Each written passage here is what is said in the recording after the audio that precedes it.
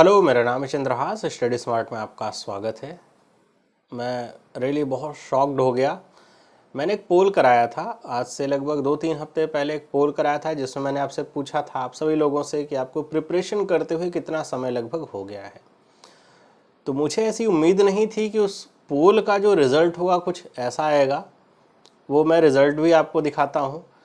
आप अगर इसमें देख पा रहे होंगे इस रिज़ल्ट में, तो आपको समझ में आ रहा होगा कि मुझे ऐसा लगा था कि जो नए बच्चे हैं या फिर जो 1 साल से तैयारी करें उनका प्रतिशत ज़्यादा होगा। लेकिन ये मेरे लिए बहुत ही सरप्राइजिंग बात है कि ऐसे बच्चे की संख्या ज़्यादा है जो 4 साल से अधिक समय से प्रिपेयर कर रहे हैं। और सिर्फ ये मतलब एक शॉकिंग बात तो नहीं है मेरे लिए, बड़ी एक दुखी होने वाली भी बात है। क्योंकि अगर एक जो वनडे आपका एग्ज़ाम होता है, या कह लीजिए जैसे आपके बैंक एग्ज़ाम होते हैं, इस लेवल के एग्ज़ाम के लिए अगर आपको 4 साल से अधिक का समय लग रहा है, तो ये रियली बहुत शॉकिंग है।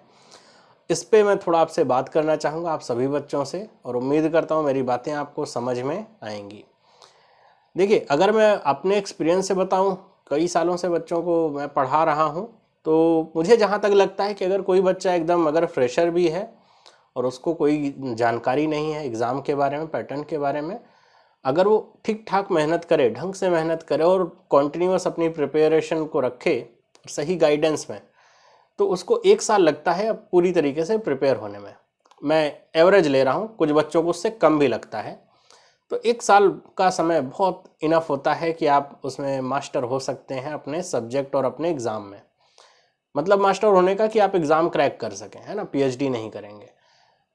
लेकिन अगर आपको जो समय है ये प्रिपरेशन वाला 2 साल, 3 साल, 4 साल का लग रहा है, और आप गड़बड़ियां करते जा रहे हैं और आपको समझ में नहीं आ पा रहा है कि आपका सिलेक्शन क्यों नहीं हो रहा है, तो मैं आपको एक सिंपल सी बात बताता हूँ।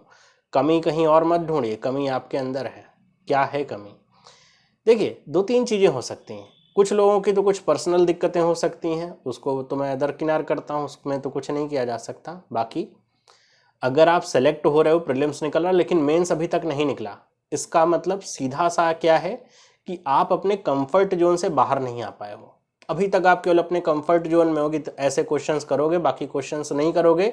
खास तौर पे जो थोड़ा लेंदी और थोड़े बड़े क्वेश्चंस होते हैं, देख के डर लगता है।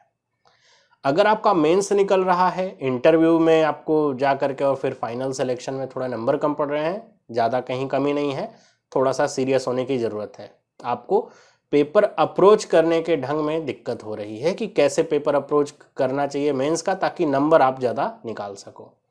अगर आपका प्री भी नहीं निकला है, तब तो बेटा बहुत सीरियस कमी है। कहाँ पे? पहली चीज़ तो आपके डेडिकेशन में कमी है। ध्यान रखिए, बहुत ज़्यादा पढ़ना और वही पढ़ना जो एग्ज़ाम में आता है, दोनों में डिफरेंस होता है। मतलब आपको कुछ ना कुछ सब्जेक्ट अच्छा लगता है, 3-4 सब्जेक्ट हैं, उसमें से कुछ ना कुछ अच्छा लगता है। जनरली होता क्या, बच्चे वही पढ़ना शुरू कर देते हैं जो उनको अच्छा लगता है। जिससे उनको थोड़ा डर लगता है या समझ नहीं आता है, तो उससे दूर भागने लगते हैं। यही गलती होती है। आपको किसी भी सब्जेक्ट में पीएचडी नहीं करनी है, आपको सारे सब्जेक्ट को बैलेंस करके चलना होगा, तभी तो सिलेक्शन होगा। वरना फिर एक ही सब्जेक्ट का एग्जाम ले लिया जाता आपसे, 4 का लिया ही नहीं जाता, है ना। अगर आप ऐसा कर रहे हो, तो पहली चीज़ इस आदत को छोड़ दो, डरना।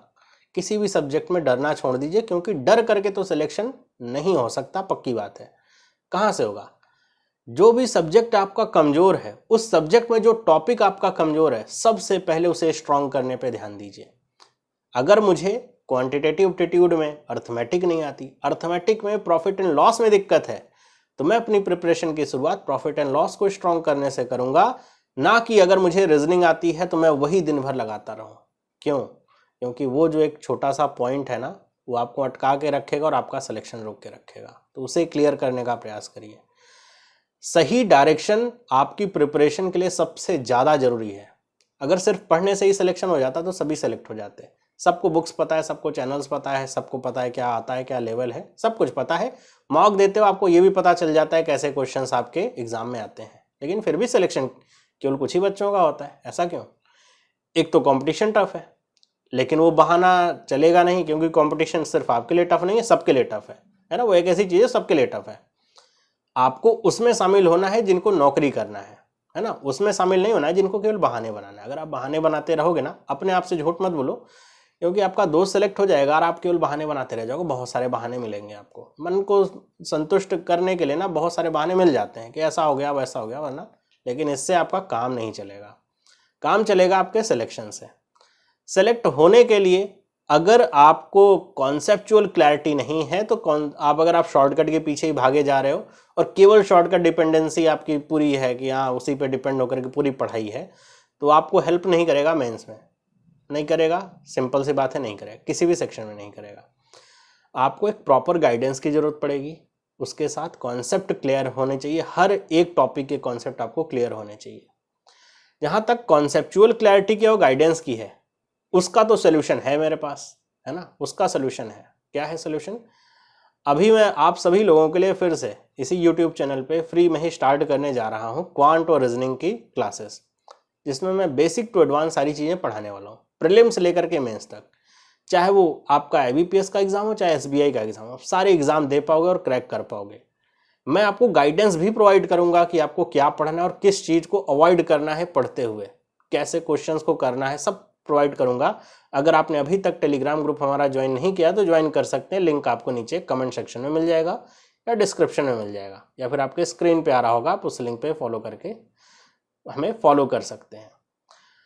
मैं जो क्लासेस स्टार्ट करूंगा वो तो मेरी तरफ से मेहनत है, मैं अपनी तरफ से पूरा बेस्ट दूंगा आपको, अच्छी से अच्छी चीज़ें, अच्छे से अच्छे कॉन्सेप्ट, अच्छे से अच्छे क्वेश्चन कराने का। लेकिन इससे काम चलता तब तो सबका सिलेक्शन हो जाता। दूसरा जो मेजर इंपॉर्टेंट पार्ट है वो है आपकी तरफ से।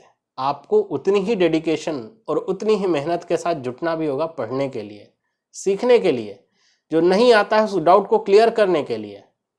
अगर आप अपनी तरफ से नहीं प्रयास करोगे तो सिलेक्शन नहीं हो पाएगा, लेकिन अगर आप करोगे तो मैं आपको भरोसा दिलाता हूँ आपका सिलेक्शन जरूर होगा। क्योंकि सिलेक्शन अगर आपके कॉन्सेप्ट क्लियर हैं और अगर आपकी कंसिस्टेंसी पढ़ने की सही है, बीच बीच में छूटते नहीं हैं आपकी, अभी एग्ज़ाम टाइम चल रहा है तो खूब पढ़ लिया, जनवरी आ गई तो फिर पढ़ाई छोड़ के बैठ गए, अगर ऐसा करते हो तो सिलेक्शन में दिक्कतें होंगी। तो आप अपनी तरफ का पार्ट अगर करने को तैयार हैं, मैं अपनी तरफ का पार्ट करने को तैयार हूँ, और देखिए इसका रिजल्ट आपको देखने को जरूर मिलेगा।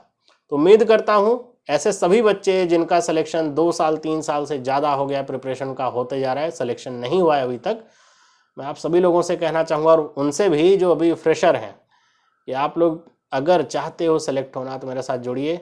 मैं आपको सेलेक्ट होने की जो सही दिशा है वो दिखाऊंगा और आप भी सेलेक्ट हो पाओगे। और इसका आप अगर इसका प्रमाण देखना चाहते हो तो ये चैनल भरा पड़ा हुआ है सिलेक्शन से, है ना। अभी से नहीं, 5 साल से सिलेक्शन से भरा पड़ा हुआ है। बहुत सारे बच्चे केवल यहीं से पढ़ करके अभी नौकरी कर रहे हैं, सिर्फ बैंक में ही नहीं, बहुत सारी जगह। तो उनमें आपका भी नाम हो सकता है। बस आपको अपनी तरफ से डेडिकेशन दिखाना है और पढ़ाई के लिए कोई भी काम चोरी नहीं करनी है ना, कोई बहाना नहीं करना है, तो रिजल्ट मिलेगा। तो उम्मीद करता हूँ आप लोग मुझे ज्वाइन करेंगे और हम सब मिल करके एक नई प्रिपरेशन स्टार्ट करेंगे जो आपको सफलता दिला सके। तो मिलता हूँ मैं आपसे क्लास में, तब तक के लिए सभी लोगों को बाय।